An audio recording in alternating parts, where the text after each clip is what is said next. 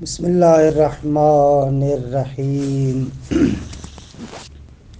وبہ نستعین انہ خیر ناصر ومعین وصلی اللہ علی محمد واہل بیتہ الطیبین الطاہرین۔ پروردگار عالم آپ تمام عزیزان کی توفیقات خیر میں اضافہ فرمائے۔ الحمدللہ خداوند منان کے فضل و کرم سے ہماری گفتگو فلسفہ اسلامی کے تعارف میں تھی، اور گزشتہ جلسے کے اندر عرض ہوا کہ علت کسے کہتے ہیں اور علت کی کتنی صورتیں ہیں۔ اس مطلب کی تأکید اور تبیین کے لیے ایک چھوٹا سا بیان میں ذکر کرتا ہوں تاکہ یہ مسائل بالکل روشن ہو جائیں۔ دیکھیں، علت کی تعریف یہ ہے کہ علت ہر اس چیز کو کہتے ہیں کہ جس پر کوئی دوسری چیز متوقف ہو، اسے علت کہتے ہیں، اور جو چیز متوقف ہے اس کو معلول کہتے ہیں۔ مثلا اگر الف اپنے وجود میں با پر موقوف ہے تو با کو علت کہیں گے اور الف کو معلول کہیں گے۔ یہ علت و معلول کی سادہ سی تعریف ہے۔ اچھا، اس علت کی مختلف صورتیں ہیں۔ ایک صورت یہ ہے کہ وہ علت معلول کو وجود عطا کرتی ہے، یعنی علت ایسی ہے کہ جس سے معلول صادر ہوتا ہے۔ اس علت کو کہتے ہیں علت فاعلی، کہ یعنی جس سے فعل صادر ہوتا ہے۔ دو، ایک مرتبہ ایسے ہوتا ہے کہ فاعل یا علت جو معلول کو علت صادر کرتی ہے، کس ہدف اور کس غرض کی وجہ سے اس فعل اور اس معلول کو صادر کرتی ہے، اس ہدف اور غرض کو علت غائی کہتے ہیں۔ تیسری صورت یہ ہے کہ اگر آپ کا معلول جسمانی ہے، مادی ہے، تو وہاں پر وہ معلول اپنے اجزاء کا بھی محتاج ہوتا ہے۔ اجزاء کے اعتبار سے پھر دو علتیں بنتی ہیں، ایک علت مادی ہے اور ایک علت صوری ہے۔ مجموعاً ان چار علتوں کو علل اربعہ کہتے ہیں۔ اچھا، ان میں سے علت فاعلی کے بارے میں تو انشاءاللہ میں کل سے تفصیلی گفتگو کروں گا کہ بہت زیادہ ضروری ہے اس کے بارے میں گفتگو، لیکن فعلاً اور ابھی میں ان تین علتوں کا مختصر سا جائزہ اور مختصر سی توضیح آپ کے لیے عرض کروں، کیونکہ ان علتوں کے بارے میں تفصیل سے گفتگو یہاں پر نہیں کروں گا میں۔ پہلی علت، علت غائی، اس کی تھوڑی سی وضاحت سنیں کہ علت غائی کسے کہتے ہیں۔ علت غائی کو سمجھنے کے لیے میں مثال خود آپ کی اور اپنی دیتا ہوں۔ ہم لوگ جو انسان افعال انجام دیتے ہیں، مختلف کاموں کو انجام دیتے ہیں، تو کبھی آپ نے سوچا ہے کہ آپ کا اور ہمارا مختلف افعال کو انجام دینا کس طریقے سے ہوتا ہے؟ ہم لوگ جتنے کام کرتے ہیں وہ کام ہمارے کیسے ہوتے ہیں؟ کن مراحل سے گزر کر ہمارا ایک فعل صادر ہوتا ہے؟ میں اس کی مختصر سی توضیح دیتا ہوں، ہلکا سا تجزیہ کرتا ہوں تاکہ اسی بیان سے علت غائی کی طرف ہم آ سکیں۔ دیکھیں، اگر آپ کسی بھی فعل کو انجام دیتے ہیں، آپ اپنے فعل پر غور کیجئے گا، اور اگر غور کریں گے تو یہ جو ابھی میں مراحل ذکر کرنے والا ہوں، یہ سارے مراحل آپ کے اس فعل کے اندر ہوتے ہیں، چاہے آپ ان مراحل کی طرف متوجہ ہوں یا چاہے آپ ان مراحل کی طرف متوجہ نہ ہوں۔ مثلا آپ کربلا کی زیارت کے لیے جانا چاہتے ہیں، پاکستان ہے اور آپ چاہتے ہیں کہ کربلا جائیں زیارت کے لیے، کہ پروردگار عالم ہم سب کو یہ زیارات بار بار نصیب فرمائے، ولی خدا کے محضر میں جائیں۔ آپ نے ارادہ کیا کہ آپ کربلا جانا چاہتے ہیں۔ اچھا، اب جو آپ کربلا جانا چاہتے ہیں تو اپنے مراحل پر تھوڑا سا غور کیجیے گا۔ سب سے پہلے آپ کیا کرتے ہیں؟ سب سے پہلے آپ کربلا جانے کا تصور کرتے ہیں۔ سب سے پہلے جو آپ نے فیصلہ کیا کہ میں کربلا جا رہا ہوں، کربلا جانے سے پہلے سب سے پہلے جو آپ کام کرتے ہیں وہ یہ ہے کہ آپ کربلا کا تصور کرتے ہیں۔ ظاہر سی بات ہے کہ جو بندہ اصلاً کربلا کا تصور نہ کرے، کربلا کی طرف متوجہ نہ ہو، اصلاً اس سے غافل ہو، وہ تو کربلا جانے سے رہا۔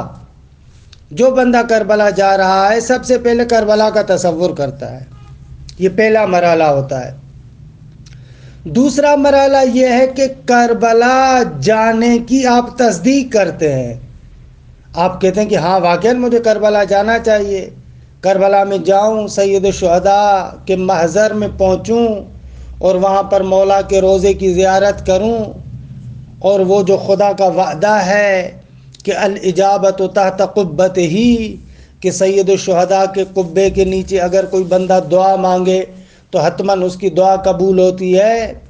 آپ چاہتے ہیں کہ حتماً جائیں، چاہے اپنی دعاؤں کو قبول کروانے کے لیے یا اصلاً اپنے اظہار عقیدت کو، اپنی محبت کے ابراز کے لیے ولی خدا کے ساتھ تجدید بیعت اور تجدید محبت کرنے کے لیے آپ کہتے ہیں کہ میں کربلا جا رہا ہوں۔ بس دوسرا مرحلہ یہ ہے کہ آپ کربلا کے سفر پر جب نکلے ہیں تو نکلنے سے پہلے آپ نے کربلا کا تصور کیا، اس کے بعد وہاں پر زیارت کرنے کے عمل کی آپ تصدیق بھی کرتے ہیں۔ تصدیق یعنی منطقی زبان میں کہہ رہا ہوں، ہاں یعنی مجھے جانا چاہیے، یہ تصدیق یعنی یہ منطقی مرحلہ جو علم کو آپ تقسیم کرتے ہیں تصور اور تصدیق کی طرف۔ اچھا، آپ نے اس سفر کی تصدیق کی، دوسرا مرحلہ یہ ہوتا ہے۔ تیسرا مرحلہ یہ ہے کہ آپ کے اندر شوق پیدا ہوتا ہے۔ پہلے مرحلے میں تصور، دوسرے مرحلے میں اس کام کے فائدے کی تصدیق کہ واقعاً فائدہ مند ہے، تیسرے مرحلے میں آپ کے اندر شوق پیدا ہوتا ہے۔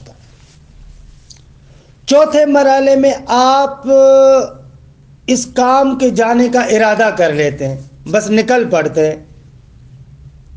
اور پانچویں مرحلے میں آپ اس کام کا آغاز کر دیتے ہیں کہ جس کو فلسفی زبان میں کہتے ہیں کہ آپ عضلات کو حرکت دینا شروع کرتے ہیں، بس نکل پڑتے ہیں آپ۔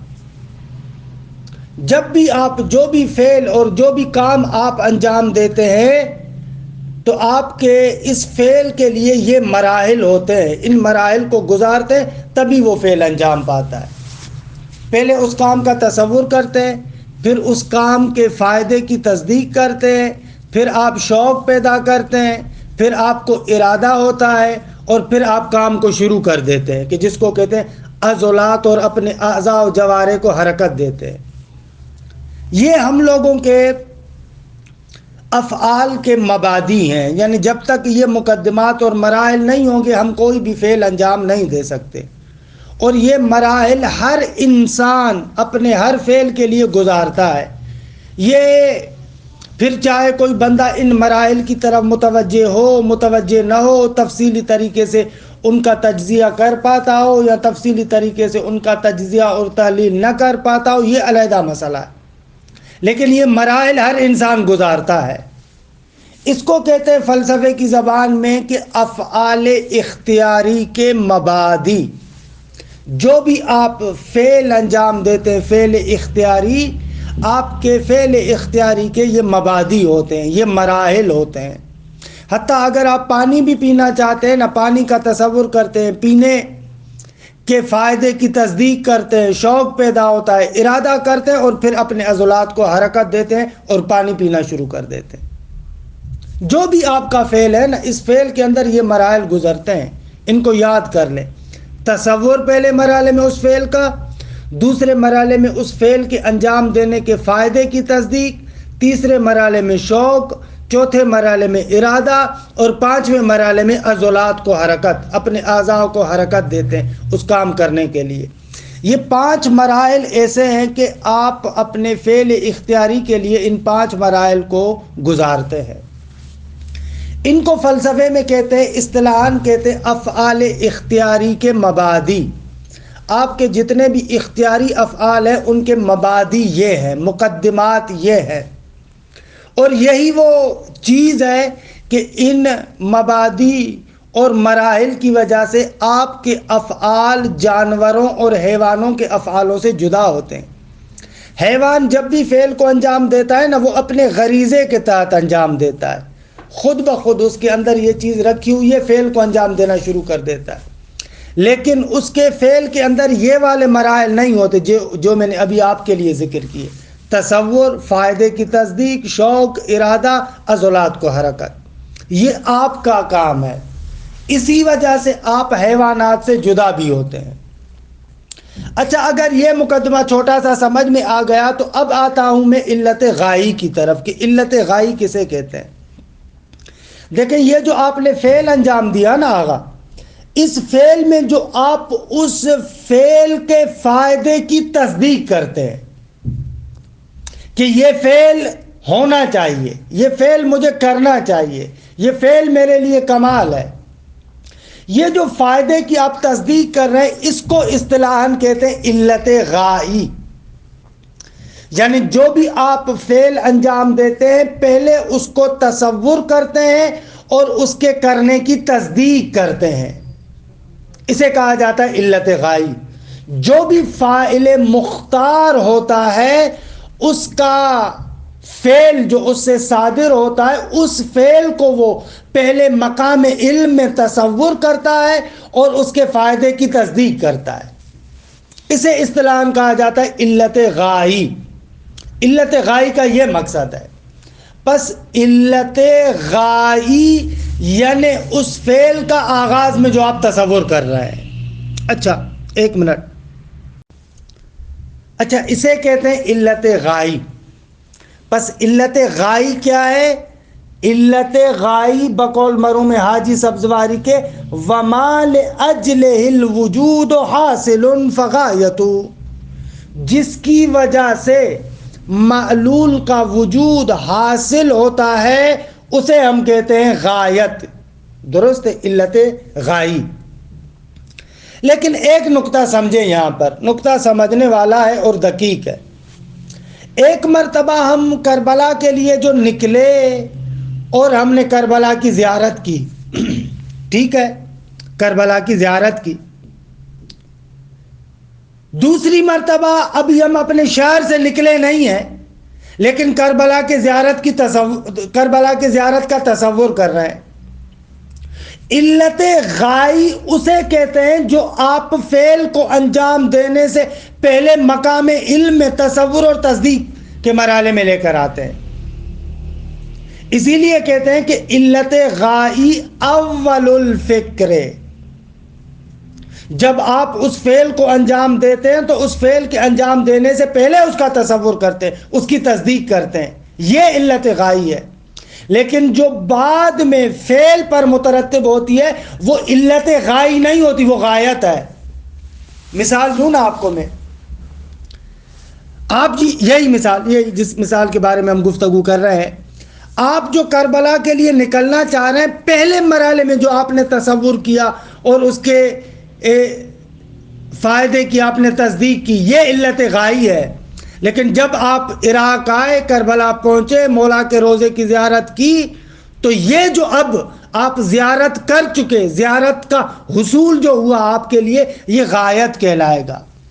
اس کو علت غائی نہیں کہتے. علت غائی اس فعل سے پہلے کا مرحلہ ہے، غایت فعل کے بعد کا مرحلہ ہے. اسی اعتبار سے کہتے ہیں کہ علت غائی اول الفکر ہے، اور غایت وہی ہے جو آخر العمل ہے، عمل کے آخر میں حاصل ہوتی ہے. یہ نقطہ دقیق ہے. بہت سارے لوگ اکثر اس میں اشتباہ کرتے ہیں. جو فعل پر غرض اور غایت خارج میں متحقق ہوتی ہے، لوگ کہتے ہیں یہ علت غائی ہے. نہ عزیز من، یہ علت غائی نہیں، یہ غایت ہے.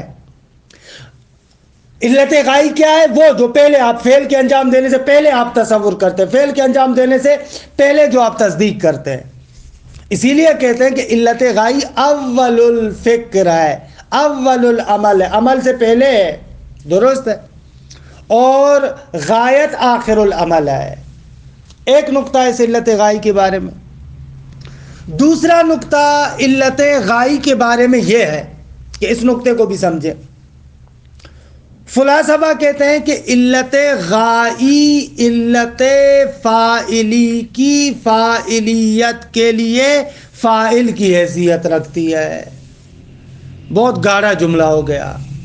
العلت الغائی علت فاعلیت لفاعلیت الفاعل. فاعل جو اپنے آپ کو فاعل کی صورت میں جلوہ گر کرتا ہے، یہ علت غائی کی وجہ سے ہوتا ہے.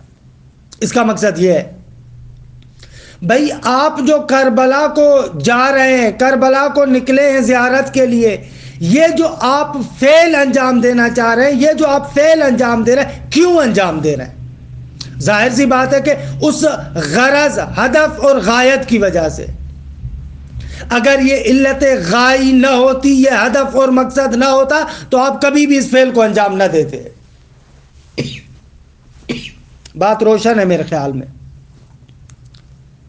اسی کو کہا جاتا ہے کہ کوئی بھی فاعل مختار ہو، علمی فاعل ہو، اپنے فعل کا شعور رکھنے والا ہے، اپنے اختیار سے فعل کو انجام دیتا ہے، تو اصلاً غایت اور ہدف کے تحت فعل کو انجام دیتا ہے. وہ غایت اور ہدف سبب بنتی ہے کہ انسان فعل کو انجام دے، وگرنہ فعل کو انجام نہیں دے گا. لہذا یہ علت غائی ہے، یہ ہدف ہے، یہ مقصد ہے جو انسان کو کسی فعل کرنے پر آمادہ کرتا ہے. یہ علت غائی اور علت فاعلی کا آپس میں رابطہ ہے کہ اس کو دقت اور گہرائی کے ساتھ سمجھے. اچھا، علت غائی کے بارے میں اور بھی بہت سارے مباحث ہیں کہ جن مباحث کو میں یہاں پر کاٹ رہا ہوں، ان تفصیلات کی طرف بہت زیادہ نہیں جا رہا. باقی اتنا سمجھیں کہ یہ جو علت غائی ہے، یہ بھی دو طرح کے فاعلوں میں ہوتی ہے.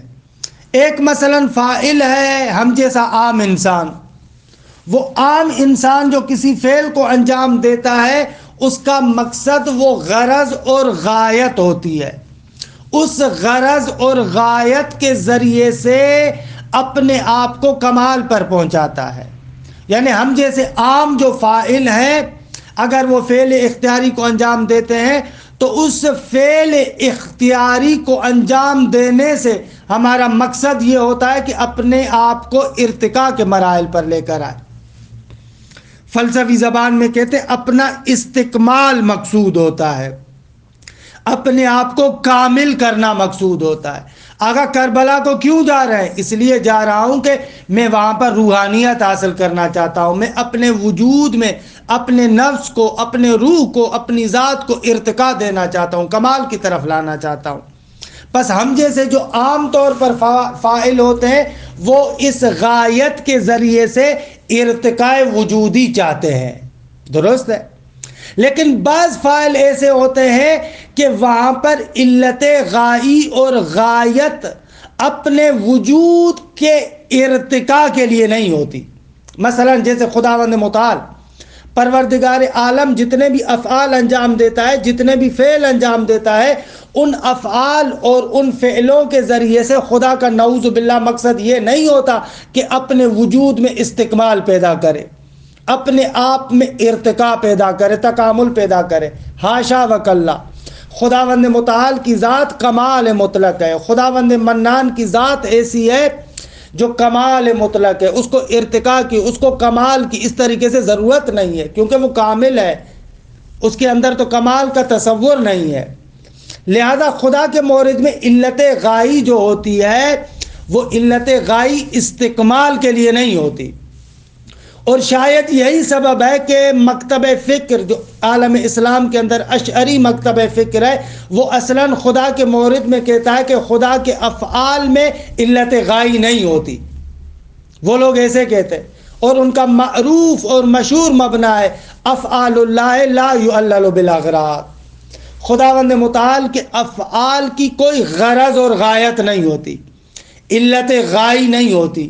اشعری مکتب فکر جو اکثریت اہل سنت کو تشکیل دیتا ہے ان کا یہی ہوتا ہے، ان کا مبنی یہ ہے، اور وہ لوگ دلیل بھی یہی دیتے ہیں کہ بھئی علت غائی اور غایت وہاں پر ہوتی ہے جہاں پر فاعل اپنے فعل کے ذریعے سے استکمال پیدا کرتا ہے، اپنے وجود میں ارتقاء لانا چاہتا ہے، اپنے آپ کو کمال پر لانا چاہتا ہے۔ خوب خداوند متعال کے وجود کو تو استکمال کی ضرورت نہیں ہے، وہ تو کمال مطلق ہے، وہاں پر تو یہ کمال اور ارتقاء اور استکمال کا اصلاً تصور نہیں ہے، وہ اپنے آپ کو کامل کیا بنائے گا، وہ کمال محض ہے، اس سے بڑھ کر کمال کا آپ تصور نہیں کر سکتے۔ لہذا خداوند متعال کا جو بھی فعل ہے اس کے اندر علت غائی نہیں ہوتی، یہ لوگ ایسے کہتے ہیں اشعری مکتب فکر، اور اس دلیل کی بنا پر۔ لیکن حکماء اس کا جواب دیتے ہیں، کہتے ہیں کہ نہ عزیز من، آپ نے علت غائی کا درست تصور نہیں کیا۔ درست ہے کہ ہم جیسے عام انسان جو فعل کو انجام دیتے ہیں تو وہاں پر ہمارے موارد میں ایسے ہوتا ہے کہ ہم اس علت غائی کے ذریعے سے، اس غایت کے ذریعے سے، ہدف کے ذریعے سے استکمال پیدا کرتے ہیں، لیکن خدا کے مورد میں استکمال نہیں ہے لیکن علت غائی ہے۔ اچھا پھر علت غائی کیا ہے؟ علت غائی وہاں پر یہ ہے کہ خدا اپنے کمالات کا اظہار کرنا چاہتا ہے۔ دوسرے لفظوں میں خداوند متعال کے افعال کی غایت خود خدا کی ذات ہے، کہ یہ انشاءاللہ تفصیلی مباحث کبھی ہم ذکر کریں گے کہ کبھی کبھار کیا ہوتا ہے علت فاعلی اور علت غائی دونوں متحد ہوتی ہیں، ایک ہی ہے، یعنی خدا علت فاعلی بھی ہے، علت غائی بھی ہے۔ اچھا کیسے بھائی؟ خود علت فاعلی بھی ہے، خود علت غائی بھی ہے، بلے اس طریقے سے کہ خدا جو بھی افعال انجام دینا چاہتا ہے، جو بھی فعل انجام دینا چاہتا ہے، وہاں پر غرض و غایت خود پروردگار عالم کے اسماء مبارک ہے۔ مثال دوں، اس کائنات کو خدا نے بنایا، کیوں بنایا؟ ہمارے برادران اہل سنت جو ہے اشعری مکتب فکر، وہ اشعری مکتب فکر کہتا ہے کہ اصلاً خدا کے بارے میں یہ سوال کرنا غلط ہے، کیوں بنایا؟ کیونکہ اس کے افعال کی غایت نہیں ہے۔ درست ہے، کیونکہ اس کے افعال کی غایت نہیں ہے۔ افعال اللہ لا یعلل بالاغراض، خدا کے افعال کی کوئی غرض اور کوئی غایت نہیں ہوتی، یہ لوگ ایسے کہتے ہیں۔ درست ہے، اور مزے کی بات یہ کہ ایک قرآن مجید کی آیت ہے، اس آیت کو بھی یہ لوگ دلیل کے طور پر پیش کرتے ہیں، سورہ انبیاء کی 23 نمبر آیت، اس آیت کو بھی یہ لوگ اس طریقے سے ہی مانا کرتے ہیں کہ افعال الہی کی کوئی غرض و غایت نہیں ہے، اور بڑے مزے سے اس آیت کا یہی مانا کرتے ہیں کہ آیت ہے نا سورہ انبیاء کی 23 نمبر آیت کہ لا یسأل عما یفعل وہم یسألون، خداوند متعال کے افعال کے بارے میں لما کے ذریعے سے سوال نہیں ہوگا، کیوں انجام دیا، خوب نہیں سوال کر سکتے آپ، وہم یسألون، بلکہ اس کے علاوہ جو دوسرے ہیں ان سے سوال ہو سکتا ہے۔ اشاعرہ ایسے کہتے ہیں۔ اچھا ان کے مقابلے میں جو اہل سنت کا مکتب فکر معتزلہ ہے اور شیعہ امامیہ افراد ہیں، وہ لوگ کہتے ہیں کہ نہ، خداوند متعال کے بارے میں یہ نہیں کہہ سکتے کہ نعوذ باللہ اس کے افعال کی کوئی غرض و غایت اور ہدف نہیں ہے، کہ نعوذ باللہ اس طریقے سے خدا کے افعال جتنے بھی ہوں وہ لغو ہو جائیں، بےہودہ ہو جائیں، یہ معنی نہیں ہے۔ اچھا پھر کیا ہے؟ پھر یہ لوگ معتزلی اور شیعہ کہتے ہیں کہ خدا کے افعال کی غرض و غایت ہے، لیکن وہ غرض و غایت فعل کی طرف پلٹتی ہے، نہ کہ خدا کی طرف پلٹتی ہے، ایسے یہ لوگ تصویر کرتے ہیں۔ لیکن حکماء کہتے ہیں کہ نہ بابا، دونوں باتیں غلط ہیں، نہ اشعری مکتب فکر درست کہہ رہا ہے، نہ معتزلی اور شیعہ متکلمین درست کہہ رہے ہیں، نہ، دونوں کی بات غلط ہے۔ بھائی اشعری کہہ رہا ہے کہ خدا کے افعال کی کوئی غرض و غایت نہیں ہے، اس کا لازمہ نعوذ باللہ وہی ہوگا کہ خدا کے افعال بےہودہ ہو، بغیر ہدف کے ہو۔ اب یہ کون تصور کرتا ہے؟ معتزلی اور جو امامیہ متکلمین کہتے ہیں اگرچہ وہ عوام پسند بات ہے، عام لوگوں کو پسند آتی ہے، لیکن وہ بھی دقت فلسفی کے اعتبار سے دیکھا جائے باطل ہے۔ یعنی گویا کہ آپ کہہ رہے ہیں کہ یہ جو فعل ہے، یہ جو مخلوق ہے، اس مخلوق نے خدا کو اس بات پر وادار کیا کہ وہ فعل کو انجام دے۔ بھائی اگر آپ کہیں کہ علت غائی اور غایت پلٹتی ہے فعل کی طرف، جیسے معتزلی اور امامیہ متکلمین کہتے ہیں کہ فعل کی طرف، یعنی دوسرے لفظوں میں فعل اور اس مخلوق اور اس عالم کو ایک طرح کی آپ تأثیر خدا کی نسبت سے دیتے ہیں کہ یہ فعل ہے جس نے وادار کیا خدا کو کہ اس فعل کو انجام دے۔ یعنی یہ کیا بات ہوئی کہ آپ فعل کو اثر انداز کر رہے ہیں خدا کی ذات میں؟ یہ تصور بھی غلط ہے۔ حکماء تصور یہ دیتے ہیں کہ خدا کے افعال کے لیے علت غائی ہے، لیکن وہ علت غائی خود خدا کی ذات ہے۔ یعنی کیا خود خدا کی ذات ہے؟ یعنی پروردگار عالم کی ذات کے اندر جو کمالات ہیں وہی کمالات خدا کو وادار کرتے ہیں کہ مختلف افعال کو انجام دے۔ یہ دقیق ہے، یہ عمیق ہے۔ مثلا خداوند متعال علم رکھتا ہے ایک نظام احسن کا، خداوند متعال قدرت بھی رکھتا ہے کہ اس نظام احسن کو وجود دے سکے، خداوند متعال جواد بھی ہے، فیاض بھی ہے، جود بھی کرنے والا ہے، سخی بھی ہے، فیض بھی کرنے والا ہے، تو پھر اس عالم کو کیوں نہیں وجود دے گا؟ پس خدا کا علم پلس قدرت پلس فیاضیت، یہ تینوں چیزیں علت غائی ہیں اس عالم کے وجود میں آنے کے لیے۔ پس اشاعرہ کی بھی بات غلط ہے، معتزلہ اور امامیہ متکلمین کی بھی بات غلط ہے۔ کلن متکلمین اس علت غائی کے باب میں بالکل غلط ہے۔ درست بات یہ ہے حکماء کی، یہ جو فلاسفہ کہتے ہیں، یہ لوگ عمیق کہتے ہیں، یہ لوگ دقیق کہتے ہیں کہ بھائی خداوند متعال کے افعال کی اگر غایت کو اور اس کے مورد میں اگر علت غائی کا تصور کرنا چاہتے ہیں تو پھر آپ کو چاہیے کہ آپ آئیں خود ذات پروردگار عالم کو اپنے افعال کے لیے علت قرار دیں۔ روشن ہوا مطلب؟ یہ وہ مطالب ہیں کہ جن کو الاشارات و تنبیہات میں ابو علی سینا نے بھی تفصیل سے بیان کیا ہے، اور بعد میں ملا صدرہ رحمۃ اللہ علیہ نے بھی ان مسائل کو خوب بیان کیا۔ فتلخص، علت غائی کسے کہتے ہیں اس کی توضیح ہوئی۔ علت غائی یعنی وہ علت جس کی وجہ سے فاعل فعل کو انجام دیتا ہے، وما لأجلہ الوجود حاصل، جس کی وجہ سے وجود حاصل ہو اسے کہتے ہیں علت غائی، اسے کہتے ہیں علت غائی۔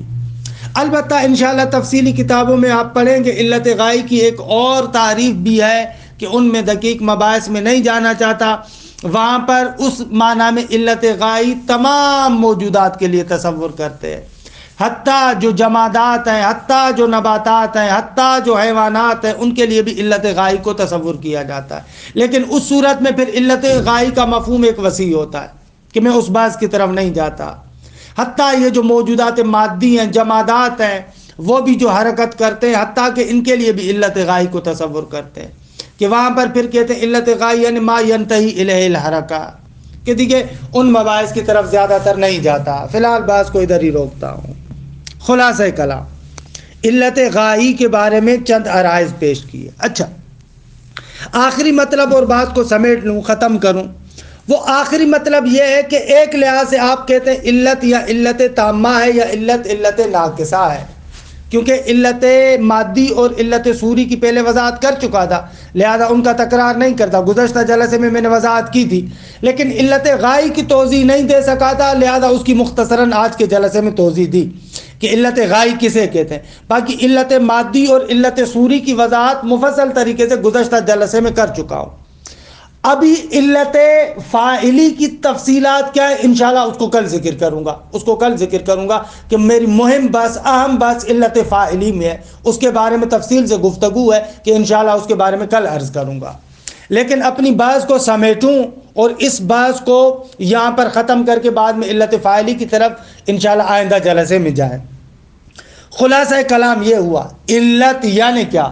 علت یعنی ان الذی الشیء الیہ افتقرا، علت یعنی وہ چیز جس کی طرف کوئی چیز محتاج ہو، جس کی طرف کوئی چیز محتاج ہو اسے علت کہتے ہیں، اور جو محتاج ہے اسے معلول کہتے ہیں۔ یہ علت و معلول کی تعریف کہ بقول مرحوم حاجی کہ ان الذی الشیء الیہ افتقرا فعلۃ والشیء معلولا یرا، جس چیز کی طرف ایک شے محتاج ہو اس کو علت کہتے ہیں، اور جو شے ہے یعنی جو محتاج ہے اس کو معلول کہا جاتا ہے۔ یہ علت و معلول کی تعریف۔ اچھا، پھر اس علت و معلول کی ہم نے کہا کہ چار قسمیں ہیں، یا علت مادی ہے، یا علت صوری ہے، یا علت فاعلی ہے، یا علت غائی ہے۔ یہ چار قسمیں۔ علت فاعلی یعنی جس سے فعل صادر ہو، علت غائی یعنی جس کی وجہ سے فعل صادر ہو، علت مادی یعنی اگر موجود جسمانی ہے تو اس کے اندر جو بالقوہ جنبہ ہے اس کو علت مادی کہتے ہیں، اور علت صوری یعنی اگر معلول مادی ہے، جسمانی چیز ہے، تو جس چیز کے ذریعے سے اس کی فعلیت ہوتی ہے اس کو ہم کہتے ہیں علت صوری۔ یہ علل اربعہ کی وضاحت ہے۔ بہرحال وقت ختم ہو گیا، بعد والے مباحث کو ذکر کرنا چاہ رہا تھا، علت تامہ اور ناقصہ کو، حالا اس کو رہنے دے، کل انشاءاللہ عرض کریں گے۔ وصلی اللہ علی محمد و اہل بیتہ الطیبین الطاہرین۔